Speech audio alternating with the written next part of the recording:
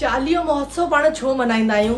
पाण सभिनि खे जेकी तकलीफ़ हुई, जेकी पीड़ा हुई, जेके धर्म जी हानि पे थी, त चईंदा आहिनि न, जॾहिं जॾहिं अधर्म धरती ते वधंदो आहे त को अहिड़ो मसीहा धरती ते ईंदो आहे रक्षा करण लाइ करे। उअं ई पंहिंजा झूलेलाल साईं पाण सभिनि लाइ करे अवतार वरितो आहिनि। विक्रम संवत 170 प्राचीन सिंध जे प्राचीन काल में नगर ठट्ठा गांव में क्रूर शासक राजा हो मीरक बादशाह। उन बादशाह इस्लाम धर्म क़बूल ते करायई, पाण सभिनि सिंधियुनि खे अत्याचार पे कयई, सॼी संपत्ति उन्हनि जी जब्त करे रखी।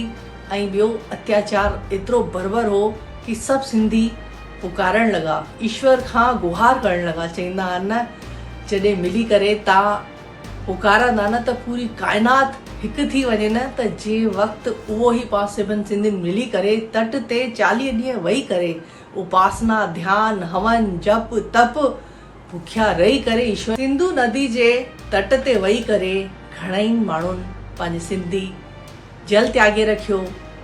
एतिरो खाधो पीतो सभु त्याग ॾिननि कि हे ईश्वर तूं असांखे बचाए। त जल देवता मां वरुण देवता प्रकट थिया कि मां तव्हांजे नसरपुर शहर में प्रकट थींदसि। इहा आकाशवाणी वरुण देवता ॾेई करे अंतर ध्यान थी विया। नसरपुर गांव जे ठाकुर रतन राय जे घर माता जानकी देवी जे गर्भ में पंहिंजा झूलेलाल साईं जो जन्म थियो। जे पंहिंजे जन्म वठी करे चईंदा आहिनि न, बाल्य अवस्था में ई उन जूं चमत्कारी शक्तियुनि जा घणेई गाथाऊं ऐं घणेई कथाऊं आहिनि ऐं घणेई चमत्कार उन्हनि ॿुधाया हुआ। पौराणिक कथाउनि में ॿुधायो थो वञे इहो ॿार को सामान्य ॿार कोन हो। जे वक़्तु उन्हनि जे पिता उनजी शिक्षा दीक्षा लाइ विया त उन विद्वान चयईंसि कि ही को ॿार साधारण कोन अथई, इहो चमत्कारी शक्तियुनि सां भरपूर अथई ऐं हिनखे हर तरह जो ज्ञान अथई।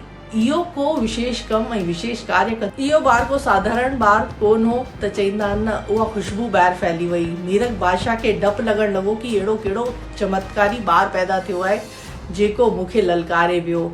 त चयईं कि इहा पौराणिक कथाउनि में ॻाल्हि ॿुधाई थी वञे कि मीरक बादशाह सां युद्ध करे पाण सभिनि सिंधियुनि जी रक्षा कई वई, धर्म जी हानि थियण खां बचायो वई ऐं धर्म जो नाश न थिए। त इन लाइ करे पंहिंजा झूलेलाल साईं अवतार वरितो आहिनि। त पाण अॼु बि चालीहो तट ते वेही करे जेकी पाण जल ते पाण वेही करे पाण ध्यान तपस्या कंदा आहियूं। छो कि पाण जल ते पाण ईश्वर खे ध्यायो हो।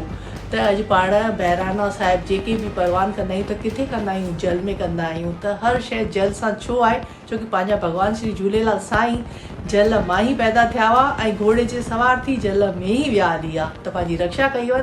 जय श्री झूलेलाल।